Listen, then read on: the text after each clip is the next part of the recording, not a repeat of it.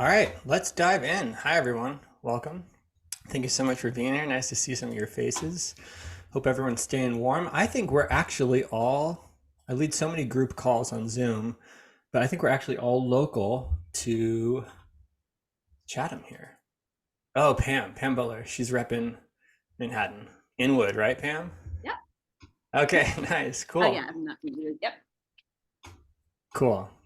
Well, that's kind of fun. So for all of us up here, we're in the middle of a big, fun winter wonderland. It's really nice. My boyfriend and I were just outside walking through Borden's Pond Conservancy. It's like such a sweet energy to be out there in the snow. I had a friend in New York City, a yoga friend. We'd always walk around and he'd be like, in the snow, snow chi, snow chi. It's like the energy of the snow. It's very light, it's very quiet, it's very yin.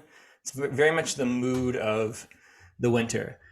And essentially, that's kind of why I wanted to run this detox now. There's two reasons, essentially, I think. One is because we are on the tail end of holidays. We're coming out of holidays. We're coming out of Christmas and New Year's. And, sometimes when we're in holiday mode, we can get a little bit like, we let our habits slide. I think it's good too. It's almost like holidays are a little bit of a season of undoing.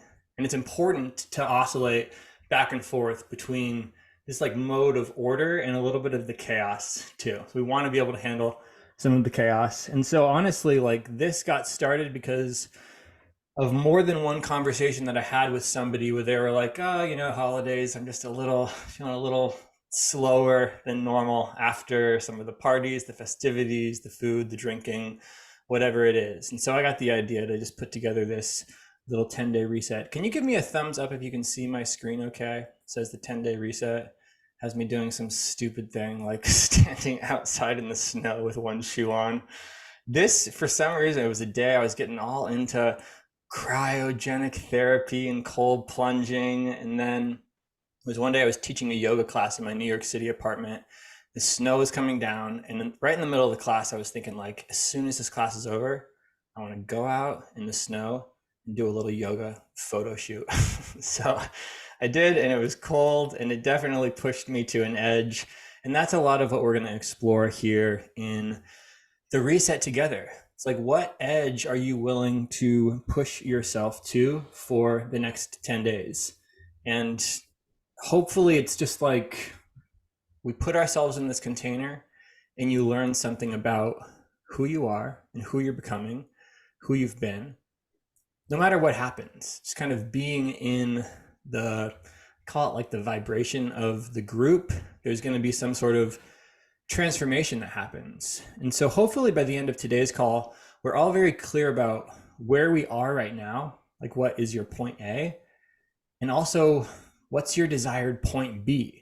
So that way, 10 days from now or 10 days from tomorrow, we're really, you can do this whenever.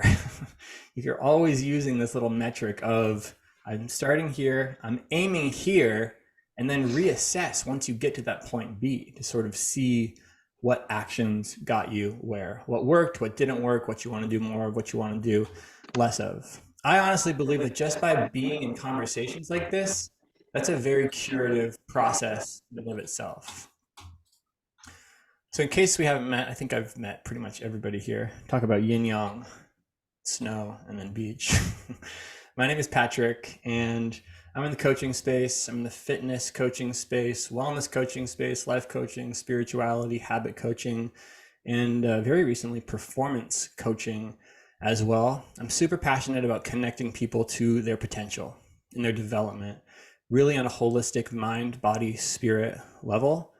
I use yoga, I use devotional yoga, I use biomechanics, anatomy, and I run into a couple different communities and have a couple different offerings in which I help people get to those results. My online monthly yoga community here is called Journey to the Peak. That's been like 3 years in, not the making, but 3 years in the works, I guess. We got a couple people from Journey to the Peak repping here, Joanne, Pam Butler. So very sweet community. Journey to You is on a little hiatus right now. That was the community I ran. We had weekly calls where we looked at our habits, and I was working on helping people up level their habits based on their health goals and who they wanted to become. And I also have a container available for anybody who wants VIP, deep coaching, a little bit more one-on-one work. There's a lot of content I think that I have to offer you. There's only going to be a little bit, probably. I'll throw a lot of stuff at you. I like to think of this as like the buffet. You come up and you take what you like, and just know that there's ways that you can, keep engaging with the content that I have. I've got a bunch of online workshops and webinars, from everything that talk about benefits of cold showers, the benefits of having a positive growth mindset, how to architect your habits, how to wake up early in the morning, and really how you can use self-care as a mode of healthcare to ensure that, you have a longevity in your health. If you want to work with me live, you can find me in town at both Top Form, Roots Holistic Wellness, doing basically fitness training, some yoga teaching. Cardio jazz has been actually a really fun, sweet way for me to tap into my quote unquote past life as a musical theater performer. We just got that started pretty recently. And also like a really nice way, I think this should come up for people in the reset, is like finding ways to get into that mode of play, that mode of expressive movement. It's so fun, but it's also can be really good workout. So that's just a little bit about me. Again, I did have a career for about 10-15 years as a professional musical theater actor. And from there, I've pivoted really during the pandemic more into the yoga and coaching space. So who are you? Why are you here? Well, from my vantage point, and you might say otherwise, and please feel free to throw something in the chat or just let me know. You're looking for a reset. Maybe there's a little bit of like health habits routine that slid over the holidays.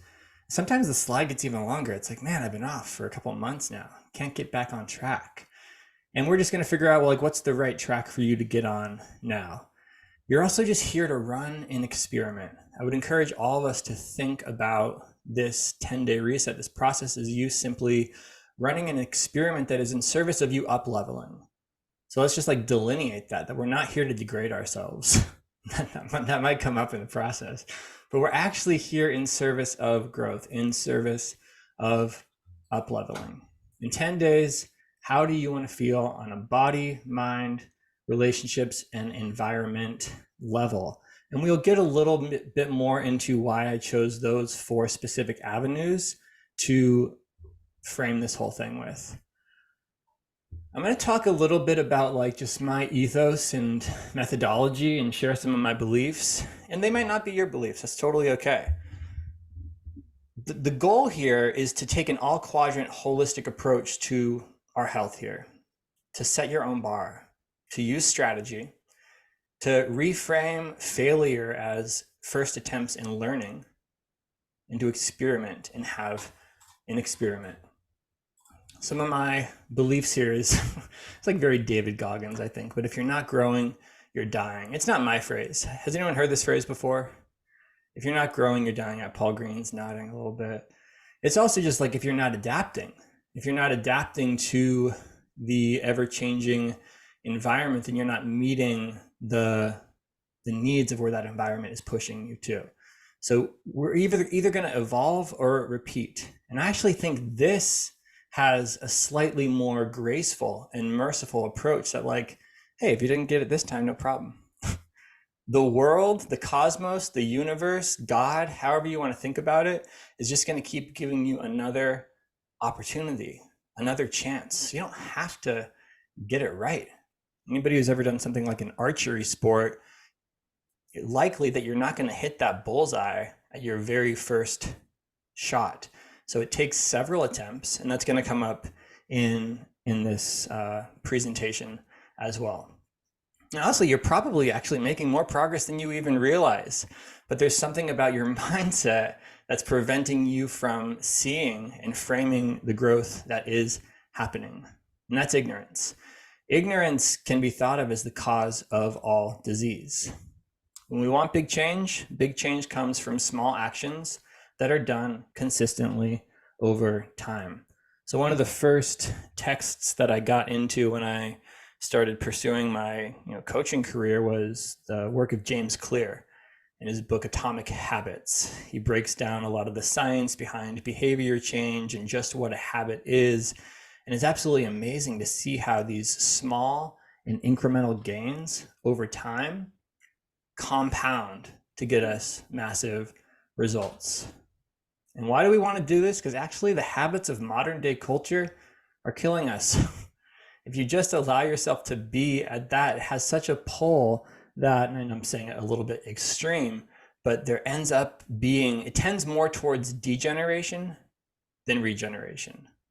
Habits of modern culture today, unfortunately, tend a little bit more over time towards degeneration versus regeneration. So we're becoming fragile, and we want to become anti-fragile. Anybody ever heard of this concept of anti-fragility? Seeing some heads bobbing. Kevin, no. No. Someone wrote a book named Anti-Fragility. I forget his name. But it's a really, when you think about what's fragile, a porcelain doll, for example, a porcelain cup, you drop it, it breaks. There's other structures and forms where you drop them, they don't break. They have an anti-fragility. They can withstand more load. This quote came to mind as I was putting this presentation together. It's a William James quote from his book Habit. People have been talking about habits forever. This book was written over 100 years ago. He's commenting here on plasticity. The fact that we are malleable, the fact that we're not fixed. There is a constant growth and adaptation and evolution, and if you will, plasticity. And plasticity, he's defining, means the possession of a structure that is weak enough to yield to an influence, but strong enough not to yield all at once. And that's absolutely fascinating. The possession of a structure weak enough to yield to an influence. So there's got to be some give. You can't be too firm. You can't be too hard. You can't be too tight, but strong enough that you're not going to yield all at once when that force is applied. Each relatively stable phase of equilibrium in such a structure is marked by what we may call a new set of habits. Maybe 10 days from now, you've laid the groundwork for a new set of habits for yourself. 1 habit, 2 habits, 3 habits. Each relatively stable phase of equilibrium in such a structure is marked by what we may call a new set of habits. So what is a relatively stable phase of equilibrium? To me, I would think like, well, is my nervous system regulated? Do I feel sort of settled in this chapter of my life, grounded? That there's a relative stable phase of equilibrium, of balance in such a structure marked by what we may call a new set of habits. And I like that because it's a phase. It's only going to last for a certain amount of time. You had habits 20 years ago that you might not have now. And there's habits that you don't yet have now that will be your go-tos at a different time in your life. So I'm hoping that in the here and now, we can use this reset to just get a little evaluation of where our habits are at, what new things we want to be experimenting with in service of reaching a relatively stable phase of equilibrium. Because let's also consider what the opposite of that is. It's like total just disequilibrium, dysregulation, chaos, out of balance. Nothing feels in control. Everything's kind of a mess. Organic matters, especially nervous tissues, seem to be endowed with a very extraordinary degree of plasticity of this sort. I take this yogic spiritual perspective too, that like, yes, our nervous system tissues, our nervous tissues, our muscles, our skin, or whatever, but also like the anatomy of our subtle body, your mental landscape, your emotional landscape is also endowed with a very extraordinary degree of plasticity. A lot of you I know from, it's cool because I pretty much know all of you through some form of embodiment practice, whether it's top form or Journey to the Peak, physical yoga practice. And so you get this sense of plasticity, even if you're just lifting heavy shit often, right? A structure strong enough to yield to influence. weak enough to yield to influence, but strong enough not to yield all at once. So really, I believe that like the cure is adversity habits. Having habits, actions, behaviors that you do daily without having to think about them. That's how a habit is defined. Something that happens automatically without you having to think about it. It's not a decision point.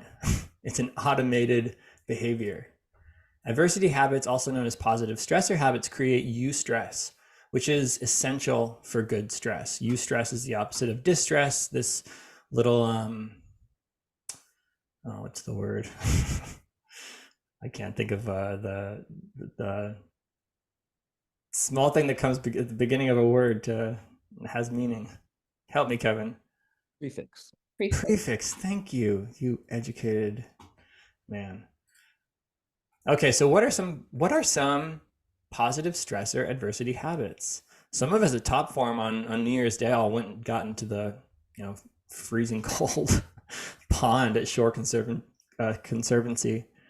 Stayed in for 30 seconds, stayed in for 5 minutes.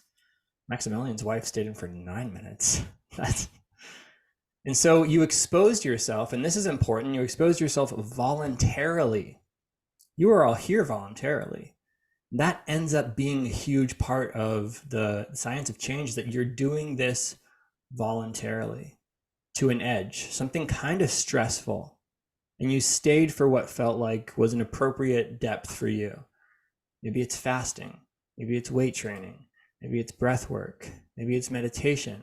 But do you have positive stressor habits in your life, in your day? So in some weird way, it's my job to stress you out.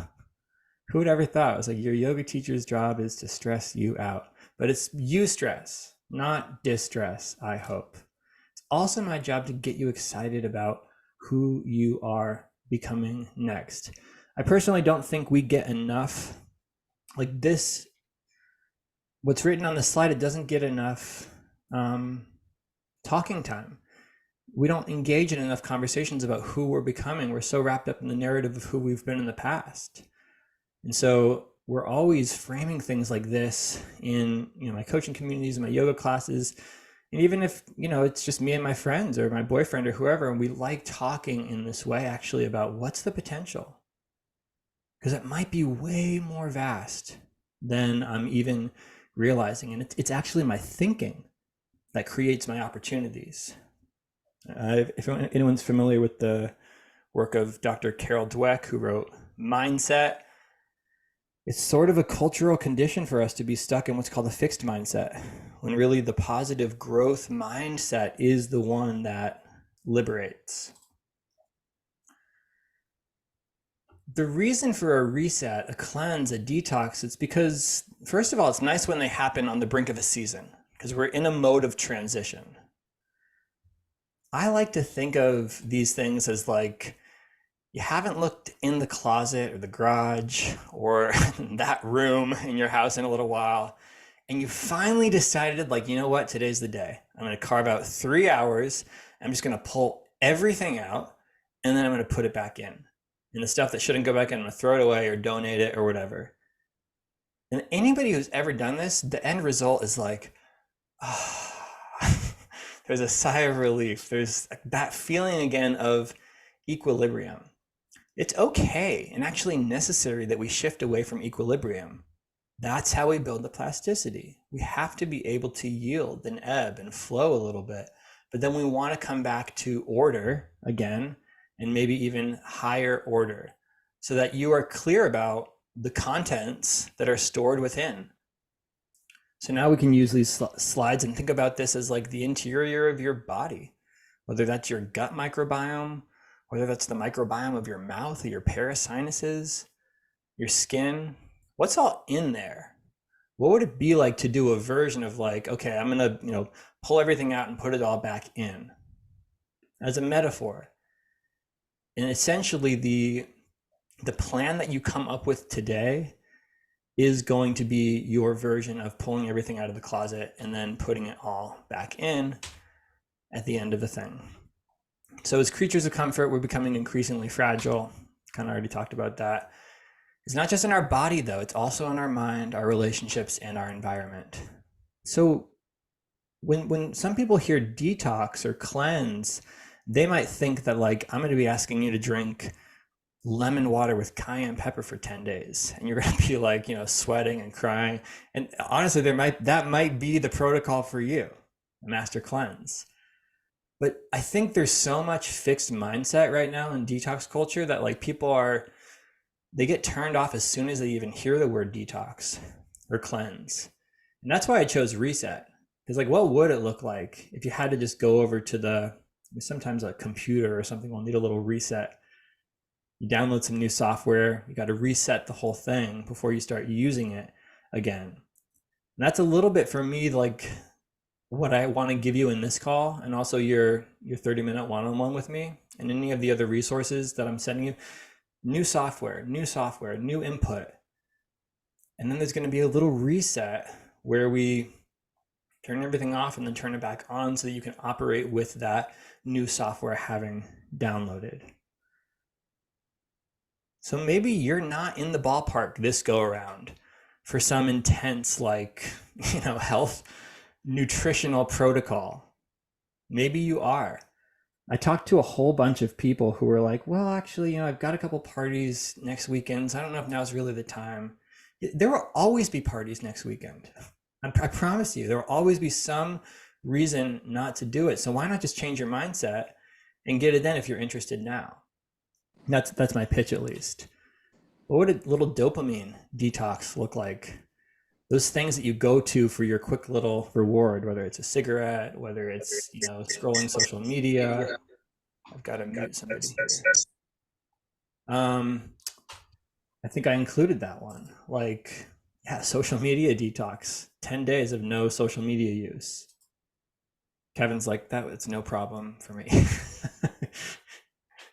No gossip. What if I decided I wasn't going to gossip for 10 days?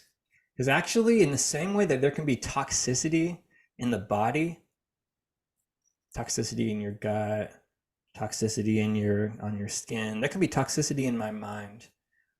Negative thoughts, incendiary thoughts of resentment or lust or whatever and sometimes that gets generated and tossed around in what's called gossip in our relationships. So maybe you make a commitment for the next 10 days just to, like, not gossip. But whatever it is, I do want to encourage us to take a 4-quadrant approach. So there's a book here called The 4 Quadrants. What's it called? 4-quadrant living. And really where 4 quadrants come to, I think I have a slide later on in the presentation that break it down. But there's a philosopher and thought leader named Ken Wilber, whose work I've just kind of dove in increasingly into, who has a theory that's called integral evolutionary theory. And so I want to use these quadrants that he uses in integral evolutionary theory as a tool for us in the reset. And also there's this great book, 4-Quadrant Living, by someone named Dina Coleman, where she basically just looks at ways in which we can tap into each of the quadrants. So I'm going to read, I think it's just like let me see here. Yeah, it's like a page out of this book.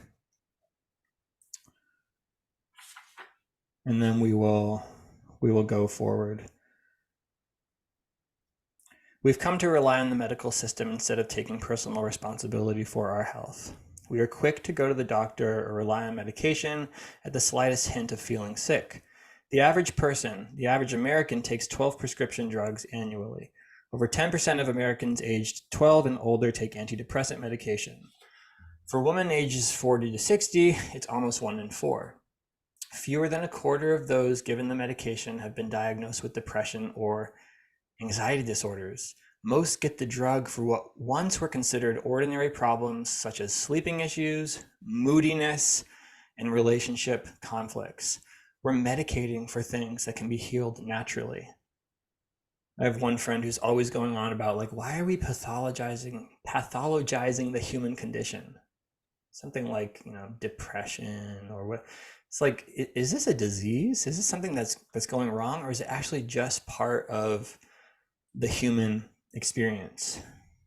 So continuing on in the book, American mainstream medicine focuses on disease care, not healthcare, treating the symptoms rather than understanding and treating the underlying cause. For acute and trauma care, tools and knowledge of traditional medicine are indispensable. However, for chronic illness, the current approach is not working optimally.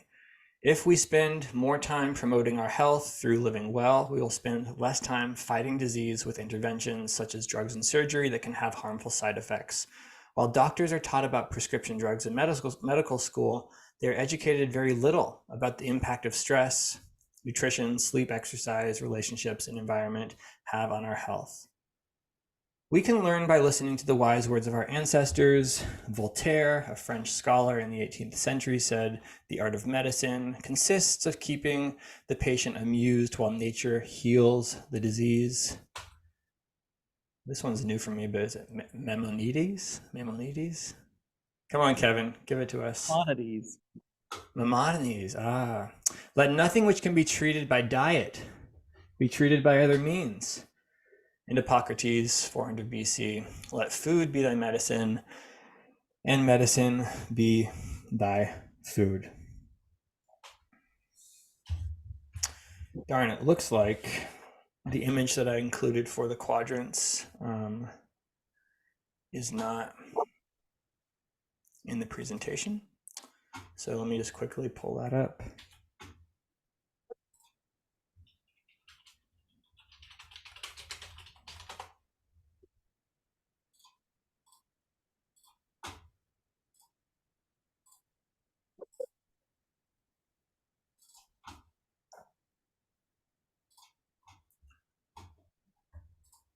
This quadrant's also like a Punnett square sort of thing, where you've got the two axes here intersecting in the center. And so always with this, one end of the axis is polar opposite of the other end. So if you have individual on one end, naturally the opposite of that is collective. If you have interior on this left-hand side, naturally the polar opposite of that is the exterior. And so when you put these two axes together, they create four unique spaces.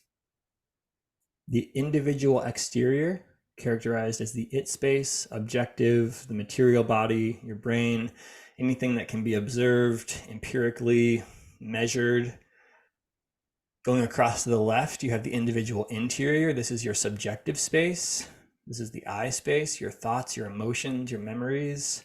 If there was an autopsy done of any one of us, we wouldn't see your thoughts, we wouldn't see your emotions there. There would be exterior correlates to them that we could measure and look at, but there's something interior to this experience. Going down here on the left, the interior collective, we, intersubjective, shared values, meanings, language, relationships, and cultural background. And then the lower right is the its space, the interobjective, systems, networks, technology, government, and natural environment. So that's theoretical, and I really like theory, and I like talking theory, but I also want to try to make it very accessible. So we're going to call these the body, the mind, relationships, and your environment. And they're going to map onto the square like this, the squares like this. And really where we're going from here is like, I want for each of you to come up with a chart that looks like this for your next 10 days. You could think of it a little bit as a slightly living and breathing document. Remember, we don't want to be in fixed mindset with any of this, but we'll probably spend the rest of the call just like generating ideas. And I'll even set a timer for 5 minutes so you can actually just, do a little brain dump of what this might look like for you. But yeah, essentially like a way in which you can hit each one of these quadrants in a way that you aren't currently doing. So we want to just experiment with some new behavior. And we also want to see like, what would it look like to do it every day? Or to do it 3 times a week, to 3 times over the course of the thing. I'm very much trying to like not make this thing too strict, where it's like you have to follow this protocol. And at the same time, I don't want that to be the reason somebody doesn't like get follow through on this, if that makes sense. So let me just go through a couple of my examples that I have here. Feel free to steal them. And as I do this, we might generate more ideas for how you are going to target the quadrant. Sipping hot water is very, very good for your hydration. It's also very good for hydrating the mucosal membrane of like your digestive tract. There's something about the warm water that just makes it way more like receptive for some reason. And so maybe something that you commit to is you wake up in the morning and before you have your first cup of coffee, you sip some hot water. You could add lemon, you don't have to add lemon. I usually don't. Honestly, what I typically do is I will fill a thermos of hot water the night before, the insulated thermos, and have that on my nightstand so that when I wake up, I can immediately just start sipping hot water.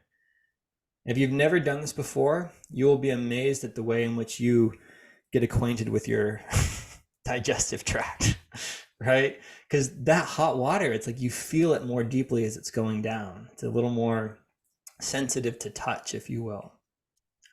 I find that the hot water tends to loose things up as well and to get unstuck anything that might have accumulated in the channel of your digestive tract. Think of that in some sense as like, again, the closet that we're trying to observe the contents of. Maybe you have a morning mobility routine that you set a timer for 5 to 10 minutes. You get on your hands and knees, you do 5 cat-cows. It sounds extremely simple, but what kind of return would that have? How would you feel as a result of doing that? You take a walk every day for 10 days. Every day for 10 days, you do a cold plunge or cold shower, or add 30 seconds of cold to the end of your shower. Maybe for 10 days, you're not doing processed sugar. I think I read in this book somewhere that she was like, anywhere where it's like within the first 3 ingredients, sugar is involved. Maybe you take that out. Artificial sweeteners, food dyes. Maybe for you it's booze. Maybe it's weed. Maybe it's tobacco. Maybe it's nicotine. I see Kevin's jaw just dropped. What are you willing to experiment with here? I'm a big advocate when people want to try to eat healthier. It's like, try just eating natural foods for 10 days, 5 days. Nothing that comes in a package. This one's kind of fun. If you can't pronounce one of the ingredients in the package of the thing you're eating, or it takes you like more than 3 seconds to sound out the word, don't eat it. I'm being slightly tongue-in-cheek here, but you get the idea. Let's look at the mind. Well, first, let me pause. Any questions? Any questions here? Or like, I mean, feel free to throw in the chat too. Like if you get an idea for something. I just saw your message there, Marianne. Looks like you got your camera on. Is this helpful? Can I just kind of keep traversing across this graph? Okay, cool. And then we'll do some questions. Thanks for the thumbs up. Okay, for 10 days, maybe you want to do a 5-minute mindfulness meditation every morning, 3-minute, 2-minute, find a YouTube video, reach out, ask me what that might look like. A little journaling practice that you have. Is there breath work, positive affirmations that you allow yourself to, repeat 10 times?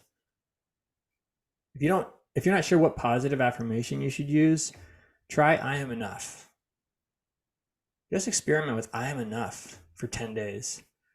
See what happens. What people find is they actually need like little Post-it notes written up all around their apartments, or the houses, on their fridge, in their bathroom. That reminder that I'm enough. Maybe you want to commit to learning something new in these 10 days. I spend like way too much time on YouTube. It's probably better than spending time on like Netflix or cable TV, but you'll find a lot of really interesting content on YouTube. You want to learn something, go into YouTube and just like search. Gratitude practice, a gains journal. This is really fascinating. There's a book called The Gap and the Gain Dr. Benjamin Hardy, positive psychologist and strategic coach Dan Sullivan, wrote this book about how to measure progress. There's two ways to measure progress. You measure the gap or you measure the gain. When you measure the gap, you're measuring between where you are now and where you started. When you're measuring the gain, no, I'm sorry. When you're measuring the gap, you're measuring between where you are now and where you want to be, which is not a bad thing to do. Like, I do want you all to be very clear on where you want to be. Why are you here? What results are you hoping to get out of this? So you're measuring the gap when you're measuring between where you are now and where you want to be. When you're measuring between where you are now and where you started, you're measuring the gain, the progress. And that's the thing, is like, there's actually always progress if you can frame it the right way. Just by engaging in that practice, you will start to get more gains, I believe. Okay, so what would this reset look like for you in terms of your relationships? This for me was actually the one you can see that became less suggestions, because I really had to think about this. Like, okay, well, how would that look if I was, looking through the lens of my relationships for the next 10 days? Some small thing I could commit to. Maybe once a day I let somebody in my life know what I appreciate about them. People set is an exercise where you could just take out a blank sheet of paper and start writing down the names of people that you... There's a few ways to think about this, that celebrate you for who you're becoming, that celebrate you for who you are, that accept you for who you are, that encourage you into healthier habits. We essentially have the habits, the thoughts, the behaviors, the mindsets of the people that we hang out with, people that we're exposed to. We're all highly susceptible to influence. So use that strategically. Who do you want to be surrounding yourself with over the next 10 days? Because that is going to have an influence. It's going to have an impact. Maybe in your conversations, you practice a little more deep listening. Deep listening is when we listen for the essence underneath what is being shared. It might look like pausing after somebody says something, not just jumping in with, oh, well, when that happened to me. Nothing wrong with that, of course. But maybe deep listening. And then I wrote service too. Is there some way in which you can make a contribution to your community? You probably already are. So bring that mindset to it when you are engaged in moods of service. Even just for yourself, consider like all the ways in which you're serving your family. If you're a parent, the ways in which you're serving your kids. If you have a partner, the ways in which you're serving your partner. If you have a job, the ways in which you're serving your clients.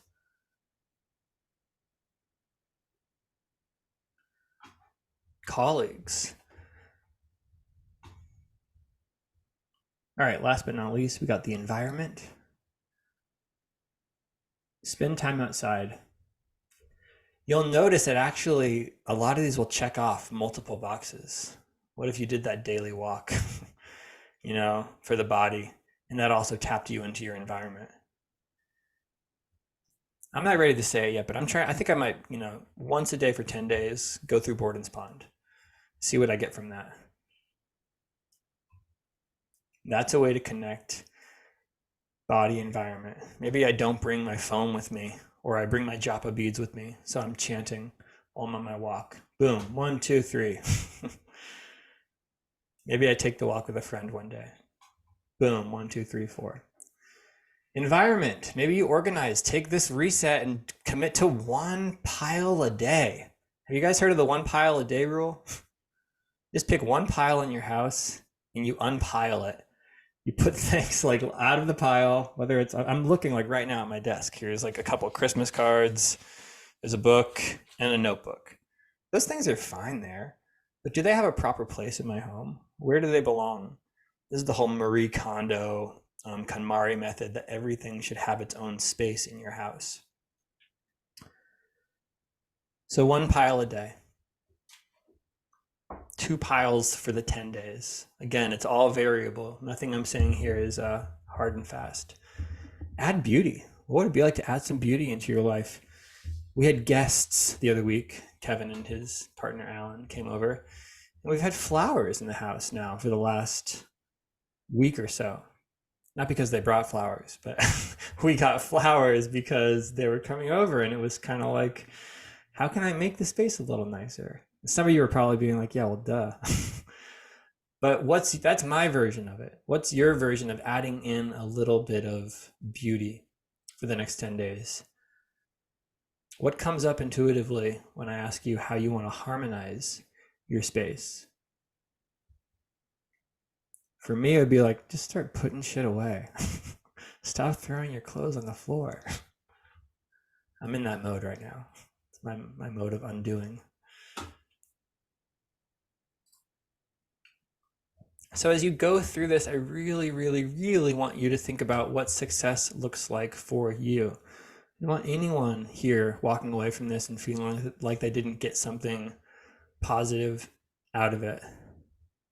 I was taking notes for the presentation last night a little bit and just doing this like rapid brain dump and brainstorm.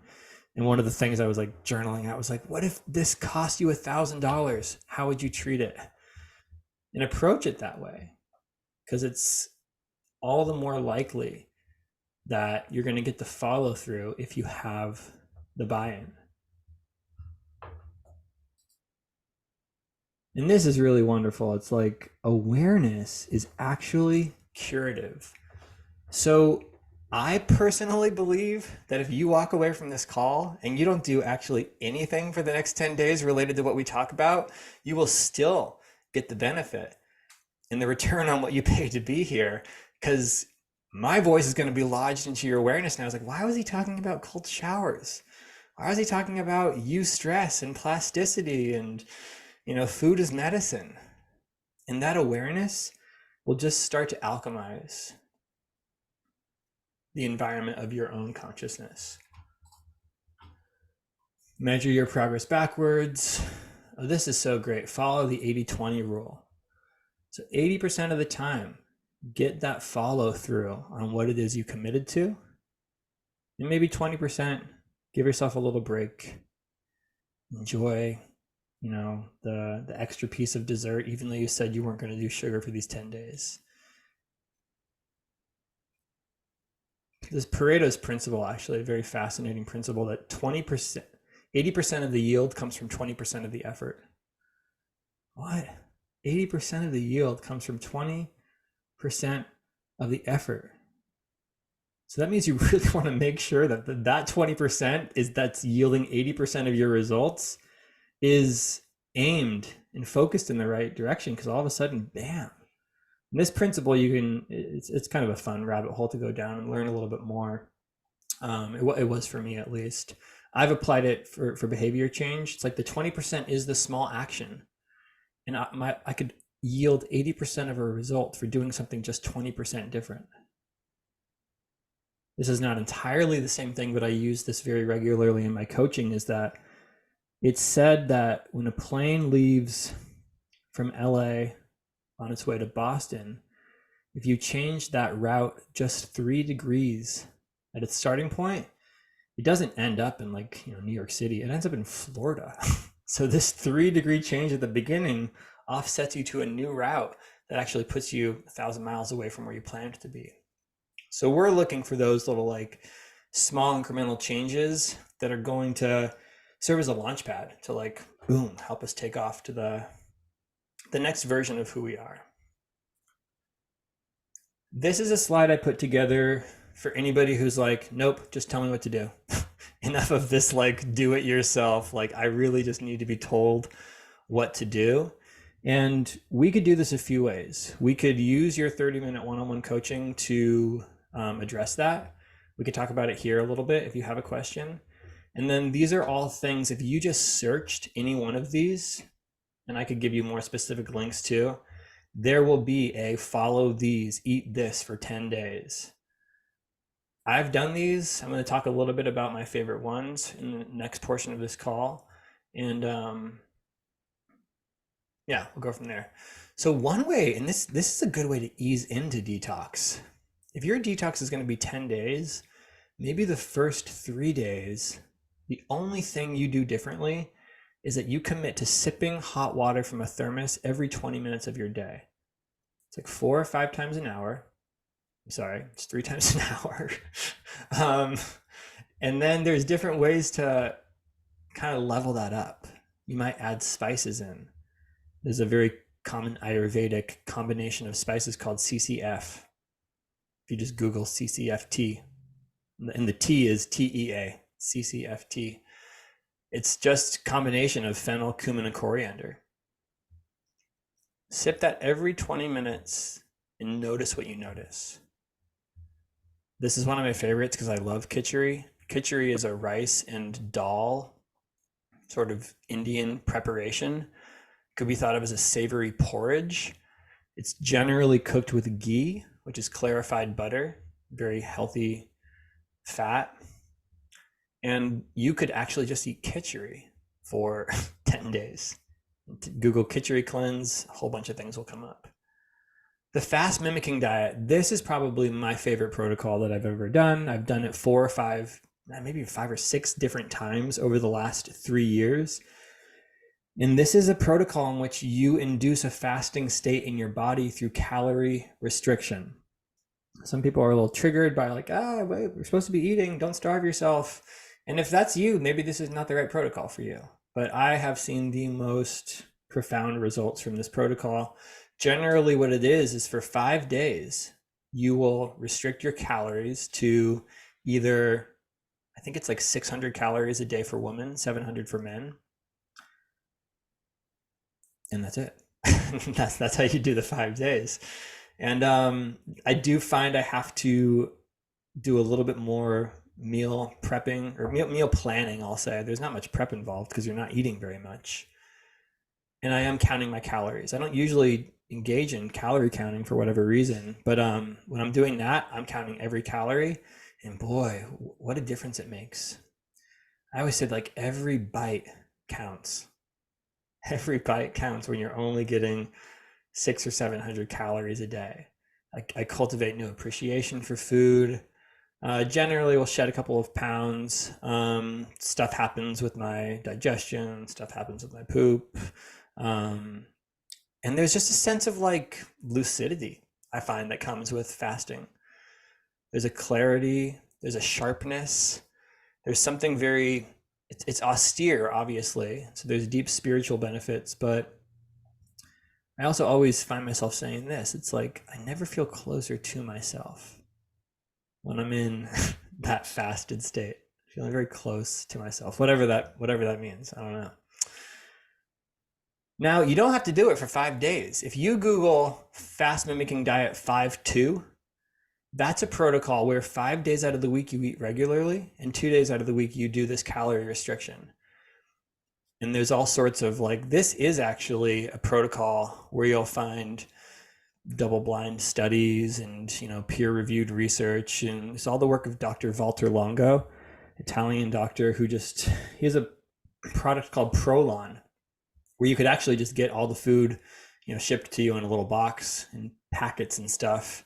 My thing is like, if you're going to only eat 500 or 600 calories a day, you only need to pay somebody $200 or $300 to send you a box of what you probably already have in your house.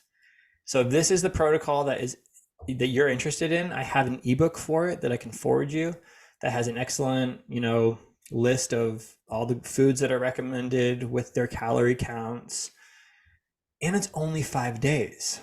So here's a really big point for me, you guys, is like, I always, ever since I started, detoxing or fasting, I'll be honest with you guys, like it's not always smooth. Sometimes you finish a detox and you're like, you crash right back into where you were. Where's the Oreos? Where's the Pop-Tarts? Quick, I'm being deprived of what my body is used to. Some of the sugar that I was used to, like, helping me cope emotionally or whatever the thing is, and you crash back into the thing. So ever since I started detoxing, which has been like, 3 or 4 years, 4 or 5 years, I've been an advocate for actually doing a protocol inside a larger container of days than the protocol is itself. That's why this call is even like the day before our start date. so that you can have a point of entry, and then you can also have a point of re-entry. So it's not such a stark contrast from one to the next. And all of that, like, that crashing back, that kind of just like raiding my cabinet for whatever was in there because I have been so hungry the last couple of days. I think it's just part of the process. It's not that it's failing as in first attempts and learning.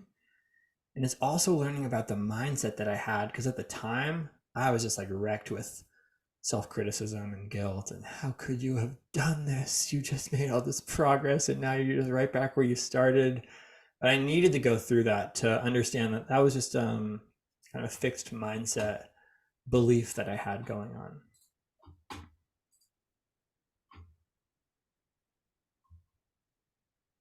All right, where'd this presentation go?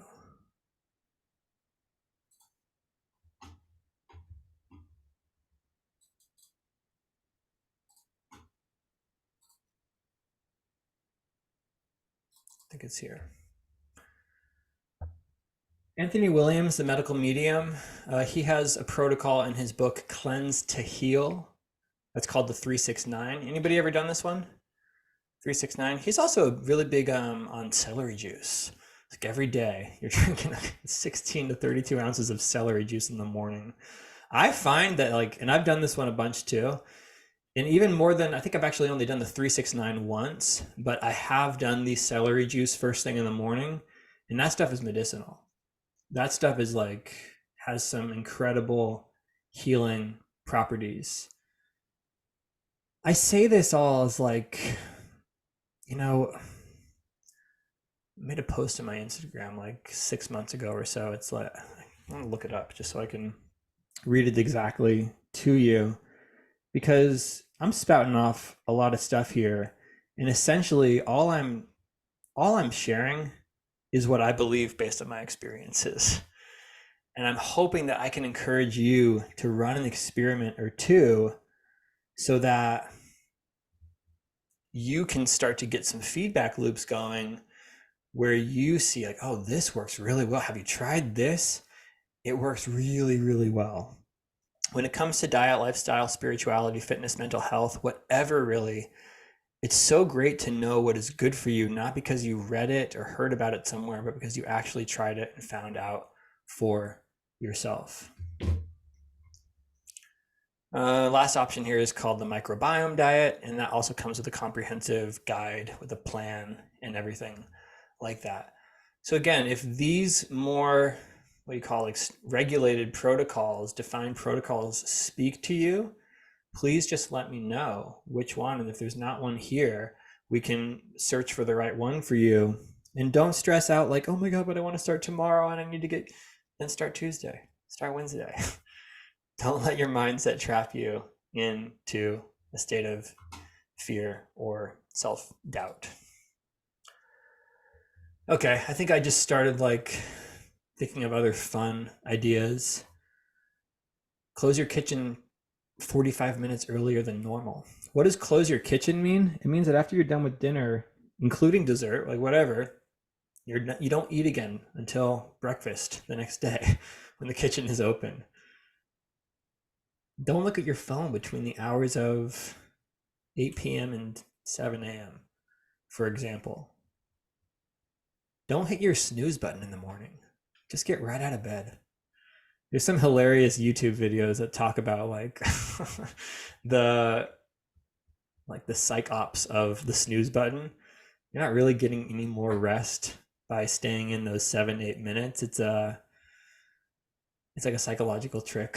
It's like Jocko Willink and David Goggins talking about this. This one's great. Wake up immediately and insert the habit. Do a cold shower. Do 3 pages of journaling. Wake up immediately and go for a walk. Wake up immediately. One of my coaches has this philosophy that anybody who is affected by seasonal affective disorder or just depression could be cured by taking a walk at dawn. It's actually just an Ayurveda thing, taking a walk during the hour where the night becomes the day.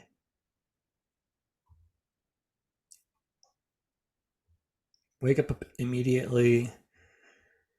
And there's some interesting entrepreneurs I follow who they get their first focus block in as soon as they wake up. The mind is in an interesting state of lucidity very first thing in the morning. And so it's such a shame to waste that by like rolling over and jumping on your phone and scrolling through Instagram and having input all of a sudden. I know I'm probably preaching to the choir here, but like having input from what everybody else is doing with their life before you even get a chance to actualize, listen in for where you want to be going in your life. This is a really good, this last one here, less of X and more of Y. I need, during these next 10 days, less social media. I need less processed foods, less sugar. Maybe I need more fermented foods because positive, there's a positive impact on my microbiome with fermented foods. Maybe I need more vegetables. I need to make my plate more green, eat more like the rainbow. So you can use this as a very easy dialectic. Less of this, more of this. So what do you do next? What do you need to do? Well, do you make a little list for yourself? Do you need to buy a journal? Are there certain groceries that you need to go out and shop for? Is there meal prep or planning that you need to consider? And similarly, like what I'll schedule this stuff into my calendar, my Google Calendar, so I know it's like, okay, between the hours of like 4 and 6 on Sunday, I'm sitting down and considering what I'm going to be eating for the next 6 days. And those hours are sacred. I'm saying this like I do it. I don't. But what would it be like, get an accountability partner. Maybe there's somebody here doing this reset. Maybe you're doing this reset with a partner. Use them for accountability.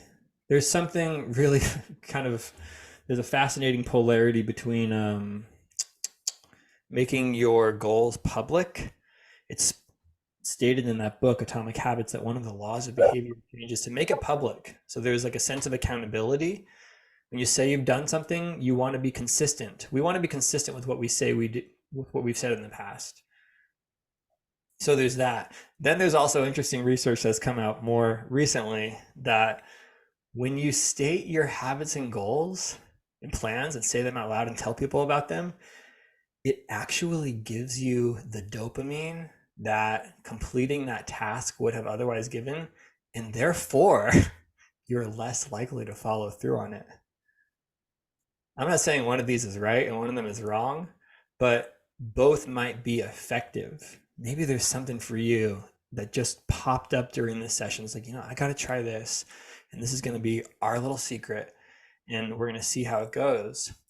Or there's some things that you're like, hey, this is what my week is about. Talking to your partner, talking to your kids. Here's how it's going to go. It's going to be like X, Y, and Z, just so everyone's on the same page. Schedule your one-on-one. If you haven't booked your call already, I think I sent a bad link. Pam got like a link for a 45-minute session instead of 30-minute. So if that's the case, just schedule anyways, and we can do 30 minutes there.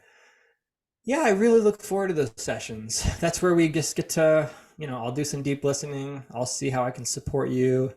My main role here is to just be of service to you here.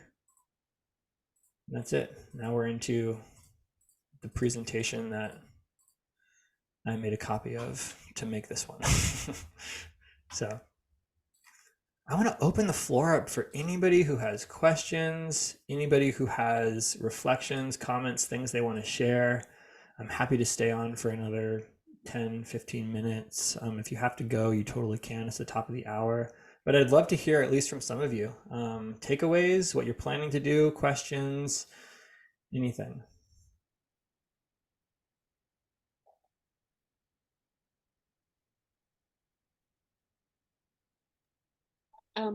Patrick, I just wanted to go back to the habit book. What was the name of the habit book? Atomic Habits. Atomic Habits. Okay. Pretty easy read. I think it's a lot of pictures. Okay. Liz and Jeremy, video and audio not working. Yeah, so glad you guys are here. Thank you so much. I feel intimidated by the fast thing, and I wasn't expecting that somehow, but it's kind of, I'm intrigued. I'm Yeah. intimidated. Curiosity is awakened. Okay, well, we can talk about that. We can talk about it in your one-on-one. There's always ways to start small. It might be that like even with intermittent fasting, and definitely try the 5-2 if you're feeling intimidated by it. But isn't a weird thing is like now we voluntarily do these things because in the past, in the way in which our physiologies were all designed, it was involuntary fasting. It was like, oh, well, there's no food available. So I'm going to wait until there is. And that's where a little bit of that plasticity comes in, not to sound morbid or anything, or else, you suffer, you die for some reason. And that happens. We have like these great long lifespans. It's really beautiful where culture has gotten us to, and we want to just keep on balancing and honoring, the way in which we were designed based on how we had to adapt in these bodies. Fasting is one of those ways. All right, how about Paul Green? Come on, give me something here. No, I appreciate that quadrant list there. As I was coming into this call, I had three things that were definitely on that list. I had a come to Jesus with my doctor a week ago, and he and I were kind of, walking through the health and wellness checklist, and he hit me with the intermittent fasting thing, which scared the pants off me. Like, to me, it's always 3 meals a day. 3 squares is like a sacred concept. And so over the past week, I've been pleased that, I've been just doing 2 meals and, it's a late breakfast, early dinner. And I was fearing deprivation. So that notion of fasting immediately triggered the idea of deprivation, right? And why I don't want to deprive myself, but so I do think I've found lately the new year is a good time to revisit old habits, shake it up. And so I like your notion of the kitchen is closed. I'm going to work on that because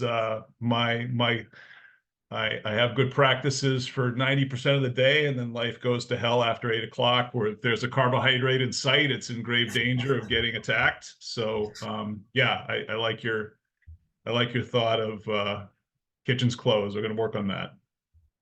Good. Yeah, and on the intermittent fasting thing too, that's not even to say that you're in calorie restriction mode when anybody's doing intermittent fasting. And I would even encourage people like when you're fasting like that, then feast. Ayurvedically, it's said that we should be eating when the sun is highest in the sky, because that's when our digestive fires are highest in our body, most ripe for digestion. And so you want to have a big, satiating, nutrient dense meal at that time. There was another, these didn't make it into the presentation, but just when I was taking, notes for what I wanted to share with you guys, this is a guy I follow on Instagram. I tend to like his stuff, even though I'm pretty much plant-based and vegetarian. He just has a nice, hard stance on, yes, waking up at 5 to train is hard. Yes, saying no to fast food is hard. Lifting heavy is hard. It's harder? Joint pain from being overweight, health issues from eating bad, being frail and weak. Earlier you go to bed, the better you feel. Go to sleep between 9 and 10. It's a cheat code for weight loss, muscle gain, energy. Going to bed early is a new badge of honor. There's a couple here where he talks a lot about just like getting enough protein, high protein diet. Stop eating cereal, you're not 5 years old. Eat 30 to 50 grams of protein in the morning. Interesting variable. Test it out. And then he does these ones every once in a while. If you want to become unrecognizable, try doing 10,000 steps a day, getting 8 hours of sleep at night, eating 30 to 50 grams of protein a day, 16 ounces of electrolyte water, 4 weightlifting sessions a week, 10 minutes of morning sunlight, 30 to 60 minutes of walking, 10 minutes of bare feet on the earth. Hopefully some of you are looking at that and being like, wow, I'm already halfway there. I'm already like actually, can check a fair amount of those off. Okay. Any other questions, reflections? Yeah, like if you need help strategizing with anything. I don't want anyone leaving this being like, I have no idea what I'm supposed to do next. Yeah, Joanne. I really am enjoying this. I feel like the reset has already started, and it's just like, you know, the dynamics, the reminders are all coming back up for me. Okay. And yeah. So yeah, I don't think I'll do I'm not a good fasting person, but I was looking at the basically the Whole30 kind of diet that you, or you know, from that book that woman has, and I was looking at that, and that seems to be more appropriate for me. So I think I'm going to go that route. And you know, I'm doing like a dry January, so I've Oh, stopped that's drinking already huge. Yeah. wine, and so I feel like, and this is just like tightening the reel for me a little bit, hearing all this. So thank Mm. you. Yeah, of course. And nice practice might be for you every day, all of you, myself included. Just get out a blank sheet of paper and put those 2 lines down. Just write in, what did I do this day? In the body quadrant, the mind quadrant, relationships, environment. If there's just one thing written in each quadrant, that would be enough. And Marianne, you were one of the inspirations behind this. Any reflections or takeaways? Yeah, I like the breath work, meditation, journaling, morning mobility Hmm. routine. I started doing that a little bit this past week. I've only done it like 2 or 3 times, but the first 2 times I did it, I did 3 minutes. I started, this last week was a column in the New York Times from the Well, and they had every day one thing to do. And one of those things was 3 minutes of movement, like first thing out of bed. So I generally drink water first thing out of bed, and then I did that for 2 days. And then on the third day, I put a yoga mat down the night before. So in the morning, I got up and I did 2 sun salutations. Oh, nice. Which for me is massive because I hate sun salutations. They can feel kind of crunchy first thing in the morning. Well, they're just, it's just very hard. They're hard, Yeah. to do that first thing. So that is really big. But this idea of drinking hot water, sipping hot water every 20 minutes sounds really, really good. So I'm excited about that. There's a bunch of stuff on here that I'm really looking forward to talking with you about. Meal prepping and planning has been a something that I've been working on for years, and it's hard. Yeah. It's still hard for me, and I've been doing it for years. There was one more thing I just wanted to mention.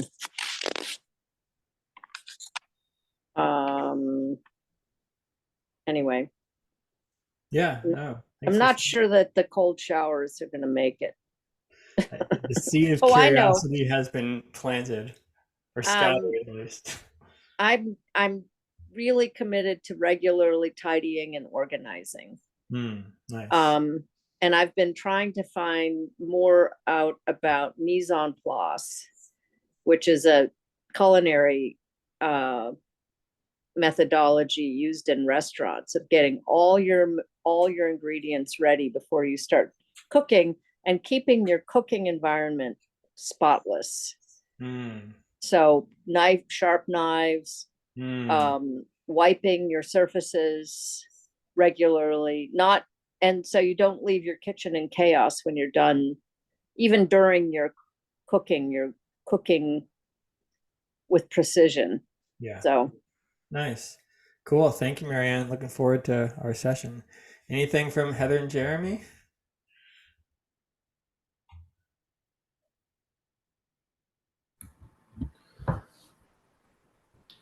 I looked at the recipe book, and I think Heather will probably follow it pretty well, but like none of the foods there interest me. So I'm gonna try to do 7 days with just water.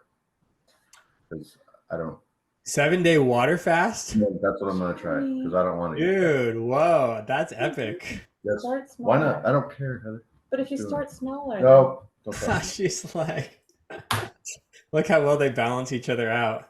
No, I know people who've done 7-day water fast. Doing a dry fast is even harder than that. So definitely lean into our container for support. Let us know how it's going. And also, we all need contingency plans as you go along, and all of a sudden it's like, well, okay, this isn't quite going how I thought it was going to. I want to encourage each one of you to like really be in choice of like, what are you fasting from? We don't just fast from food, fast from deed, fast from thought, fast from, So have you done that before, Jeremy? I've done it like 48 hours, I think is the most I ever he got. has said he's going to do No, it. I have done 48 hours. And I've done juice fast for, I think, Oh, sure. Those are, yeah. we got close to like almost 4 days, I think, on that one. Yo, Krishna Kamari at the gym, if any of you ever met her, she's done some stuff like that. It's her son Yogi was in the other day. She used to, yeah, she actually does hydrocolon therapy. That's a great thing to get done after a reset or something like this. If that interests anybody, I could put you in touch with her. Okay. So yeah, man, we'll keep coming through to the gym. And honestly, one of the reasons why I've been holding off on FMD, I think it's been a year since I've done one, is I'm doing a lot more strength training now. And I get like a little bit like, oh God, I want the protein, I want the calories, because I'm lifting, I'm lifting things weights I've never lifted before, getting new records there. So I'll have to run a little experiment too and see how that goes. But you guys are getting me inspired to maybe do an FMD this week. And remember, it's all in service of your goal. Assess along the way. Is this moving me closer to my goal? And that's going to be a big part of our learning process. Heather, anything from you? He mentioned that you possibly would do some of the reset. That's I love that recipe book. I've used that so faithfully. Yeah, I don't know yet. I haven't read through the whole thing yet. And I'm the opposite of him, where I don't want to say I'm going to do something and then set myself up for failure, and then I'll be disappointed in myself. So I don't know that I'm going to do it the whole 10 days, but I got to look at it, and maybe I'll incorporate like one meal a day or something. I don't know yet. Nice. I think it's cool that you're doing it together, because, we grow in our relationships. We really do. My boyfriend's here. His 10-day reset is going to be tolerating me for this, which probably already is. Anything, Rob, from you? Come on, enlighten us with something. You have a lot of routines that you do daily to ensure good health. I think you're muted. You're muted, babe.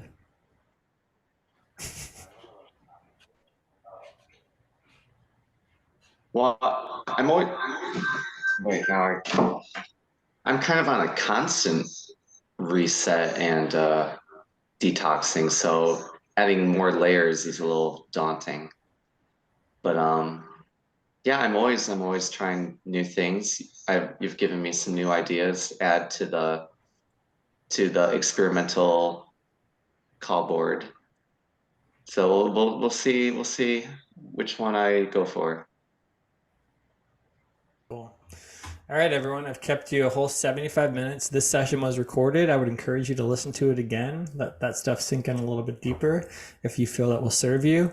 You will also get a link for me to join a WhatsApp group where I'll just send a little daily, like, hey, nice job on day 1. Hey, nice job on day 2. Maybe a quote, an inspiration, an Instagram post that speaks to me if I think it'll be helpful. And yeah, schedule your sessions, and I'll look forward to seeing you all soon. Take care. Thanks for coming through. Bye, everyone.